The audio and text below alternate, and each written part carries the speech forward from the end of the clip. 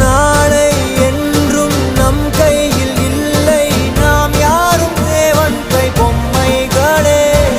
என்றால் கூட போராடு நண்பா, என்றைக்கும் தோற்காது உண்மைகளே.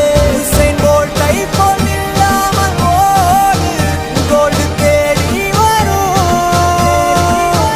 உந்தன் வாழ்வும் ஓர் ஒலிம்பிக்கை போலே வேர்வை வெட்டி தரும்.